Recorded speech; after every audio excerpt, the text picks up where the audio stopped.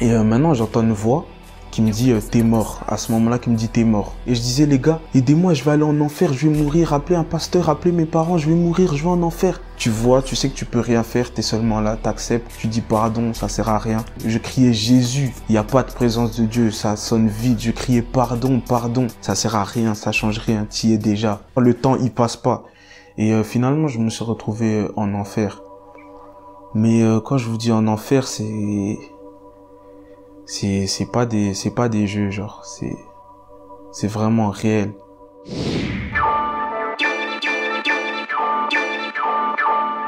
Bonjour à tous, donc moi c'est JD, mon nom complet c'est Jean David. Je vais vous expliquer mon témoignage. J'ai grandi dans l'église, mes parents servent depuis que je suis bébé, mais maintenant je suis tombé, on va dire, dans une routine, dans un ennui. Pour moi c'était ennuyant l'église, tout ce qui était l'église, quand on parlait de Dieu c'était ennuyant. Donc j'ai été chercher de l'amusement dans le monde, dans tout ce qui était les filles, les fêtes, l'alcool, la bringue si je puis dire, également les bagarres. Les bagarres, j'étais un garçon très violent, vraiment violent, me taper, même des fois me ramasser des coups aussi. C'est quelque chose que j'aimais, genre cette interaction, ça m'animait vraiment. Je me donnais un genre du style, ouais, être impliqué dans les bagarres de quartier, etc. J'aimais aussi beaucoup l'argent. J'étais vraiment omnibulé par l'argent. Pour moi, tout moyen était bon de faire de l'argent, que ça soit propre ou sale. Je peux pas finir pauvre. Et malheureusement, j'ai fait beaucoup de bêtises suite à ça. Mais maintenant, je vais vous raconter comment Dieu a totalement transformé ma vie du jour au lendemain.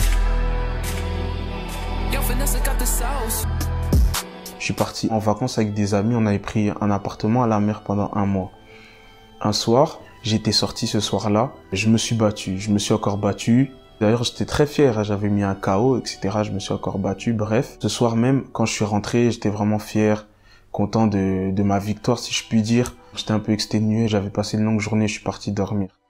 Faut savoir, on était 10 dans l'appartement avec mes potes. On avait pris un appartement de 10 personnes, donc il y avait différentes chambres. Moi, j'étais dans une chambre avec 2 amis. Avec 2 amis, il y avait un grand lit, un lit normal. On était à 3 dans la chambre. Donc moi, je suis parti dormir en premier. Et par la suite, mes amis m'ont rejoint. Mon pote, il aimait bien mettre des musiques un peu pour s'endormir, etc. Et ce soir-là, il avait mis une musique très très douce.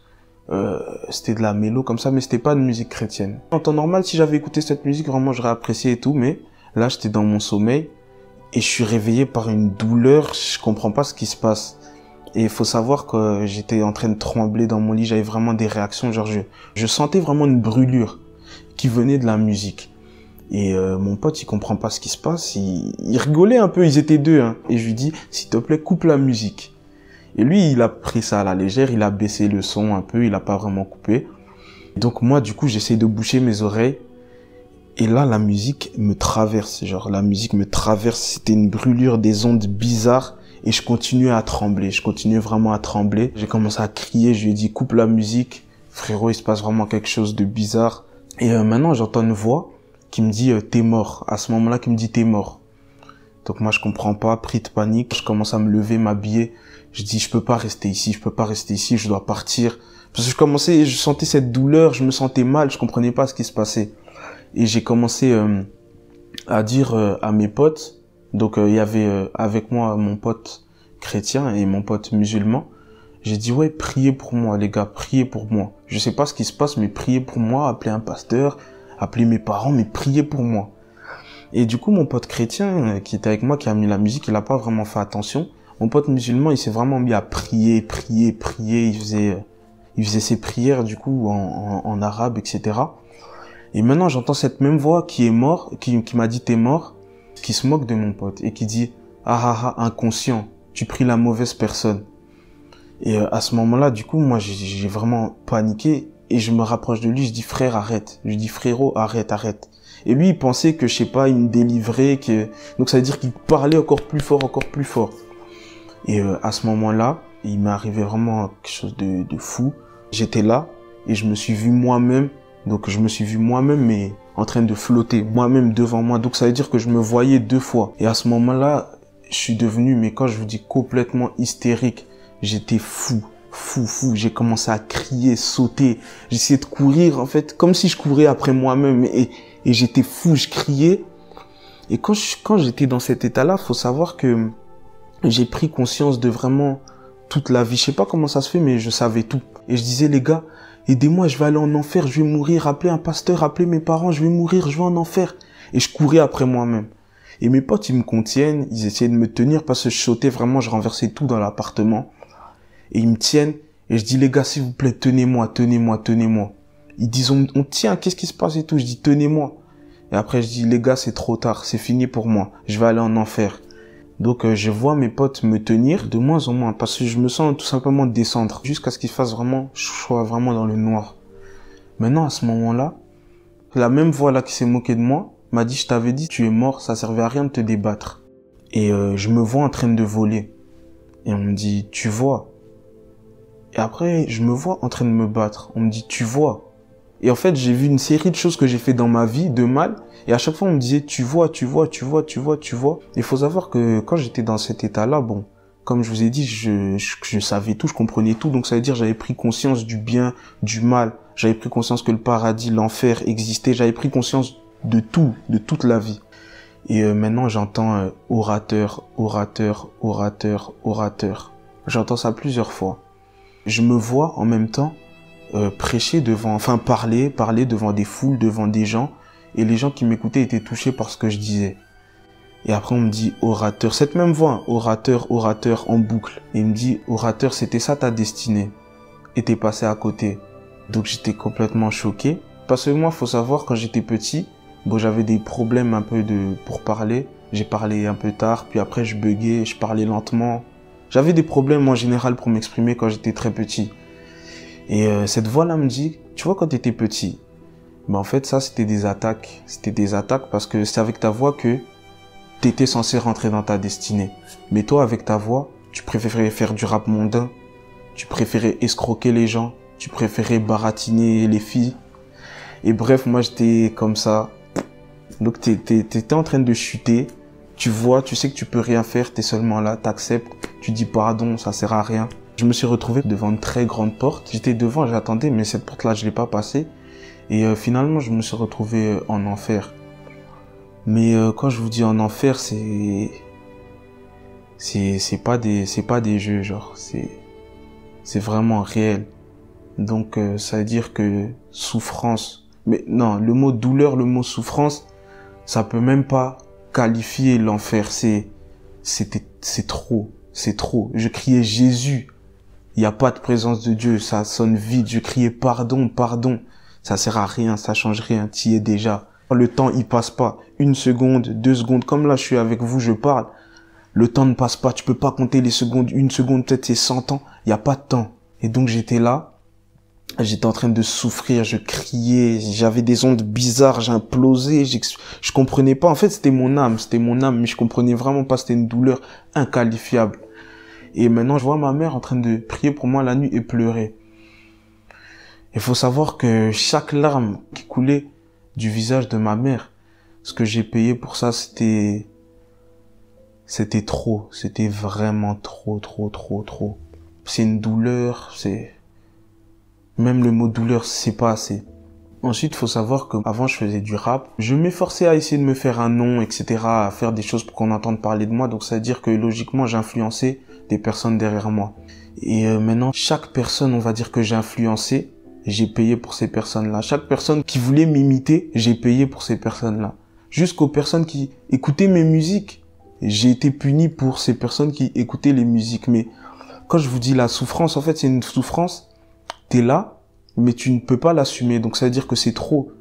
T'es là parce que tu peux pas t'échapper, mais t'es en saturation, c'est impossible. Ce n'est pas fait pour les hommes. L'enfer, ça a été créé pour ceux qui ont conspiré contre Dieu, pour Lucifer et les démons, les anges déchus qui ont conspiré contre Dieu. C'est fait pour des créatures spirituelles, si je puis dire. C'est pas fait pour nous, les hommes. On peut pas assumer ça. Après tout cela, je me sens tout simplement revenir à moi-même. Je reviens dans mon corps, dans l'appartement où j'étais de base. Et il faut savoir, mes potes qui étaient avec moi là, ils m'avaient allongé sur un lit. Ils s'étaient positionnés tous autour de moi. Et ils étaient un peu en panique. Certains lâchaient quelques larmes, certains paniquaient, certains ne savaient pas s'ils devaient appeler l'ambulance ou pas. Et puis je reviens, puis ils me disent, JD, ton cœur s'arrête de battre, ton cœur bat lentement, ton cœur bat vite. Qu'est-ce qui se passe, gros? Tu fais un arrêt du cœur, qu'est-ce qui t'arrive, en fait? Et moi, en fait, quand je suis revenu à moi-même, j'avais une révolte. Et en fait, j'étais clairement énervé. J'ai commencé à leur crier dessus. Je leur disais, c'est pas un arrêt du cœur que je suis en train de faire, c'est un arrêt de l'âme. Et je faisais que leur crier dessus. Et je leur disais, nous, on est là, on fait nos trucs, mais on se rend pas compte de ce qui nous attend derrière. On se rend pas compte que le salaire du péché, c'est la mort. Mais la mort spirituelle. Et la mort spirituelle, c'est pire que la mort physique. Et faut savoir, en fait, je faisais des allées-venues. Je faisais vraiment des allées-venues.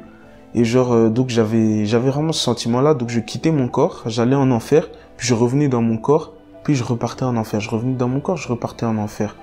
Et moi, je comprenais pas. Je leur disais, mais attendez, c'est de la torture. Donc moi, je vais mourir devant vous, mais je vous aurais dit ce que c'est l'enfer. Donc moi, je vais être l'exemple, la leçon pour tout le monde. En fait, j'étais vraiment révolté. Je leur disais, vous pouvez pas aller où je suis. Vous pouvez pas aller là-bas. C'est pas fait pour nous. C'est impossible. Donc moi, je leur criais dessus. Puis d'un coup, ma langue a commencé à brûler. Comme s'il y avait une lueur qui était dans ma bouche. Et ça sortait tout seul. C'est pas moi qui parlais. Et ils m'ont dit qu'apparemment, ce que je leur disais, c'est que je prêchais, je les exhortais. Moi, j'étais un type, je lisais pas la Bible. Je lisais très rarement la Bible, même si je l'ai jamais lu de ma vie avant. Et je leur sortais des versets bibliques, je leur prêchais, je leur ai parlé apparemment des 7 années de tribulation, je leur ai parlé de plein de choses en fait. Et genre ma langue brûlait. Et moi, je voulais juste dire, les gars, évitez l'enfer, mais il y a tout ça qui sortait de ma bouche et je contrôlais pas ce qui sortait de ma bouche. Comme je vous ai dit, l'enfer, il n'y a pas de temps. Donc, c'est-à-dire, quand je revenais, je vous promets, j'avais l'impression d'être super vieux. J'avais l'impression peut-être d'être parti 200 ans, 100 ans, 10 ans. Alors que peut-être je faisais des allées-venues de quelques secondes, mais j'avais l'impression vraiment d'être parti longtemps. Et quand je revenais, j'avais le sentiment d'être encore plus vieux. Donc, à un moment, dans ces montées-descentes, j'ai ressenti un poids, mais c'est pas un poids que tu peux porter. C'est un poids vraiment qui me tirait de l'intérieur et je me sentais encore descendre. Et je disais, les gars, tenez-moi, c'est trop lourd, c'est trop lourd. Et comme je vous ai dit, dans cet état-là, j'étais conscient d'un peu de tout. Donc ça veut dire que je disais, les gars, je suis en train de porter le poids de vos péchés. Là, je vais descendre parce que je porte le poids de vos péchés, c'est trop lourd. Et ils essayaient de me tenir, mais ils tenaient mon corps, pas mon âme. Donc mon âme était en train de redescendre. Et j'étais en train de crier et tout. Puis j'ai dit, mais attendez, en fait, là, je suis en train de porter le poids des péchés de vous, ici, mes 5 amis qui êtes autour de moi. Mais Jésus a porté le poids des péchés de toute la terre. Le poids de péché de vous, de moi, de tout le monde. Et moi, quand je vous dis les 5 amis là, le poids, c'était un truc, ça tirait mon âme de l'intérieur. Et je leur disais, tenez-moi, je criais, c'était trop lourd. Ils me tenaient, je suis quand même redescendu.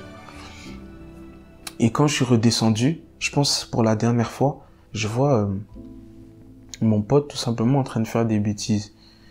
Et maintenant, moi, j'ai commencé à dire, mais attendez, c'est mon pote, c'est pas moi. Pourquoi je devrais souffrir pour mon pote? On m'a rétorqué, les bêtises de ton ami, c'est tes bêtises aussi si tu le fréquentes. Soit tu l'aides ou tu l'empêches de faire ça, ou soit t'arrêtes de le fréquenter. Après ça, j'ai encore souffert. Même le mot souffrance, c'est même pas assez. À un moment, dans toute cette douleur-là, quand je vous dis la douleur, là, c'est déjà insupportable. Mais là, c'était vraiment le summum de l'insupportable. C'était impossible. C'était de trop. Et comme je vous ai dit, je savais tout. Et quand j'ai ressenti cette douleur-là, cette implosion, cette explosion, ces vibrations bizarres, c'était vraiment de trop. Et en fait, c'était la souffrance tout simplement d'un homme de Dieu. D'un homme de Dieu qui finit en enfer. Et c'était la pire de tout ce que j'ai déjà vécu avant, c'était la pire de toutes. Et après cette phase-là, je me retrouve par terre, sur un sol, si je puis dire, pas vraiment blanc, mais c'était une matière assez... Ça m'avait l'air propre, très luxueux. Après, c'est une matière que j'ai jamais vue dans ma vie. Je me lève et je vois devant moi comme des gardes en V comme ça, en V. Et des gardes grands, mais vraiment tellement grands que limite j'arrivais pas à voir leur visage, je voyais le bas de leur corps si je puis dire. Et maintenant, au coin de ce V là, au coin du V, il y a une grosse présence comme ça qui est arrivée. Une grosse lueur, lumière. Dès que j'ai senti ça, je me suis allongé par terre. Je me suis vraiment mis comme ça, par terre, tout mon corps allongé face contre terre.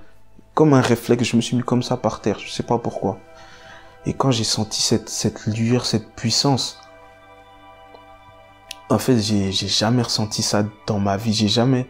Faut savoir, moi, je me battais, je tapais des gens, je me sentais un peu invincible. Je ne me suis jamais senti aussi faible de ma vie. Jamais. Quand j'ai senti cette puissance-là, je me suis dit, mais en fait, je suis moins qu'un insecte, je suis une poussière. Cette puissance-là, même comme ça, un souffle, il y a plus de planétaire, c'était trop puissant, je me suis jamais senti aussi vulnérable de ma vie. Et genre, j'étais tétanisé, j'avais vraiment peur. Enfin, c'était pas vraiment de la peur, c'était de la crainte, j'étais tétanisé, je bougeais pas. Déjà, je n'arrivais pas à bouger, j'arrivais pas à lever la tête et j'étais conscient que si je levais la tête, j'arrivais à regarder ça de mes yeux, j'allais complètement me faire désintégrer, c'était trop puissant, je pouvais même pas regarder, je pouvais pas lever les yeux. J'étais là en train de pleurer, je disais pardon, je veux pas mourir, pardon, je peux pas aller en enfer, pardon, pardon. Et je m'exprimais en fait, faut savoir, je m'exprimais un peu avec l'argot. J'étais un peu trop à l'aise quand je parlais. Je m'exprimais un peu en argot, des langages de jeunes, etc. Et maintenant, cette puissance-là, Dieu, tout simplement, m'a dit, est-ce que tu sais à qui tu parles? Quand il a dit ça d'une grosse voix, c'était pas une voix énervée ou quoi, c'était une voix autoritaire. On m'a dit, est-ce que tu sais à qui tu parles? Quand j'ai entendu ça, instantanément, tout mon corps a commencé à brûler. J'ai commencé à crier. J'ai dit pardon, pardon, pardon. Je vais m'exprimer en bon français. La langue que tu as inspirée aux hommes. Avec l'intelligence que tu as donnée aux hommes. Pardon, pardon. Et j'ai commencé à m'exprimer bien. Mais quand je vous dis bien m'exprimer, moi j'avais un peu... Bon, mon langage avant c'était compliqué. Hein. Beaucoup d'argot, etc. Là, j'ai jamais autant bien parlé de ma vie. Je parlais vraiment de manière distinguée. Comme si j'étais face à un président, comme si j'étais face à un roi. Je disais oui, vous, pardonnez-moi, etc., etc., etc. Et maintenant, d'un coup, j'ai commencé à parler tout seul. Je sais pas comment ça se fait, mais j'ai commencé à parler tout seul.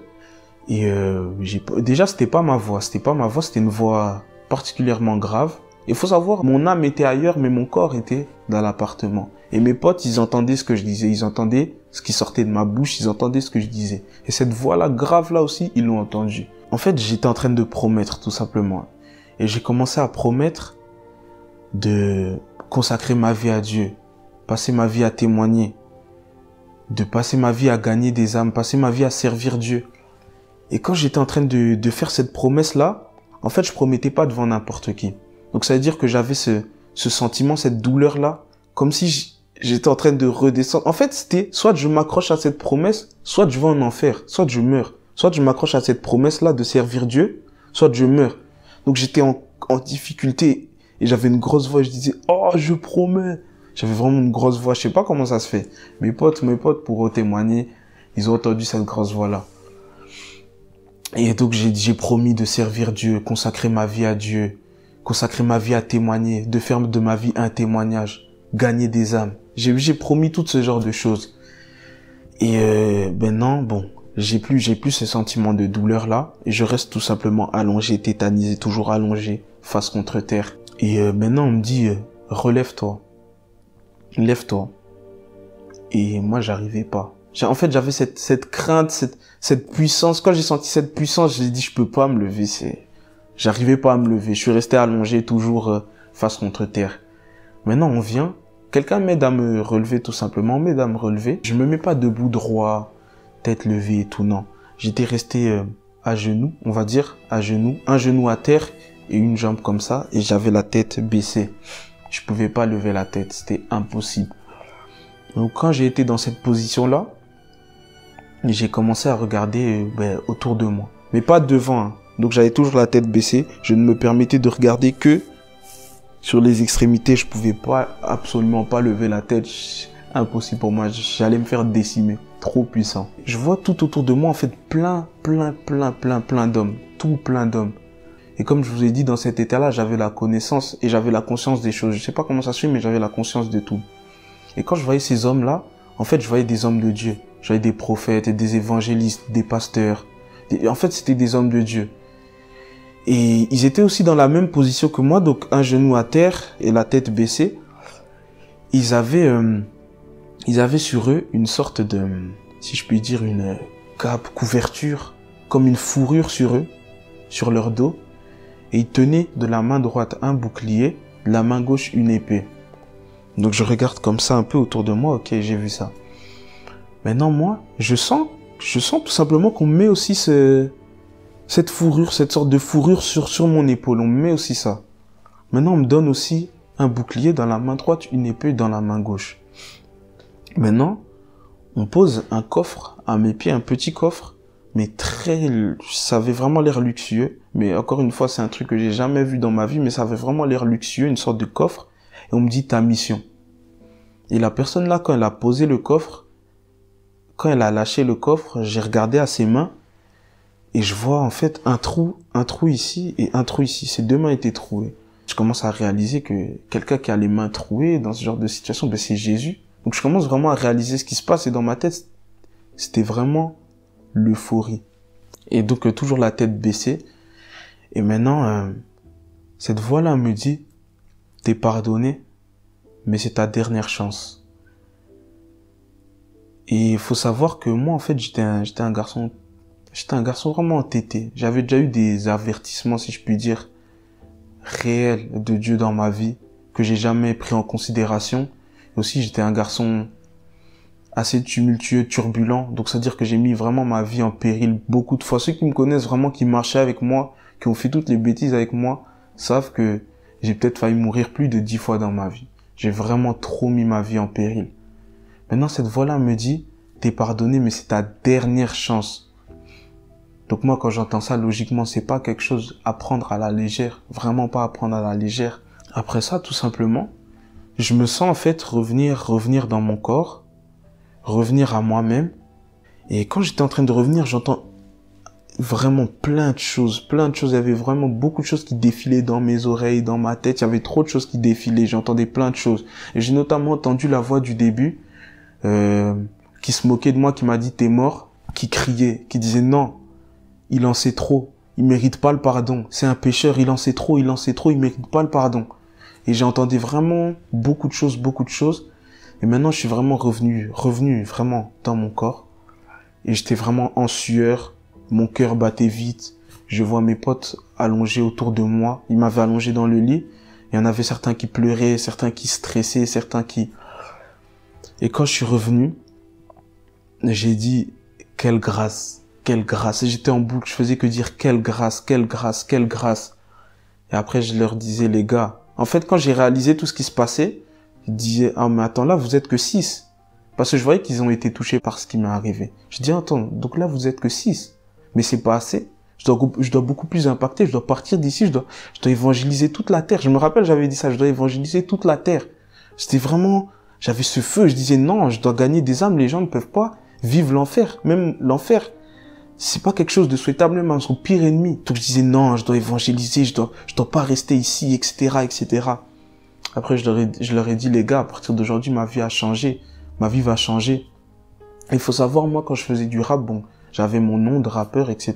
et tout. Mais ce nom-là, on m'a appelé par ce nom-là, on m'a dit ce nom-là, oublie-le. L'ancien personnage que tu étais, oublie-le, il n'existe plus. Et après, moi, je lui ai dit, bon, les gars, le personnage, là, il n'existe plus. Moi, maintenant, je suis un homme de Dieu, etc. Et maintenant, l'après, c'est que je suis incroyablement reconnaissant envers Dieu. Déjà, de m'avoir fait la grâce de pouvoir expérimenter ça, même si c'était très difficile. De m'avoir permis, tout simplement, de voir, en fait, ce qui m'attendait si j'étais mort avec le train de vie que je menais.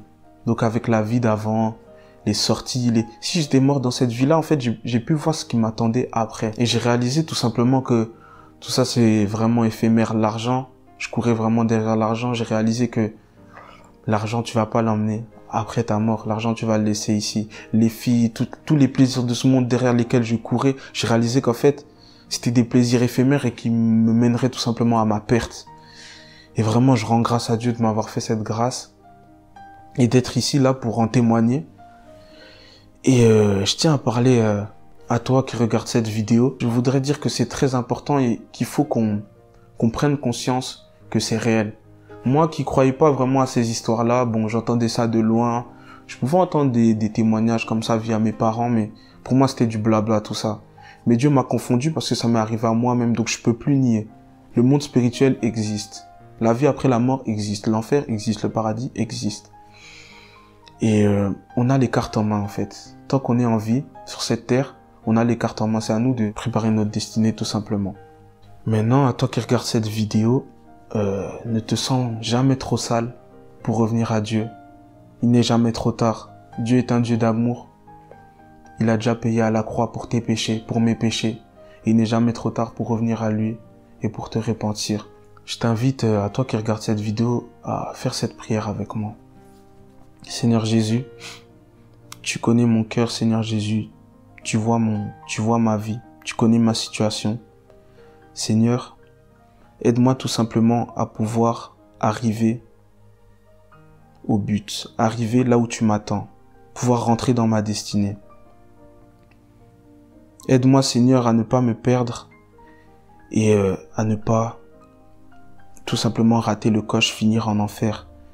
Mais aide-moi, Seigneur, à accomplir ce que tu attends de moi pour pouvoir te rendre fier et dégager un bon parfum. C'est en ton nom que j'ai ainsi prié. Amen. Merci de m'avoir écouté et soyez bénis.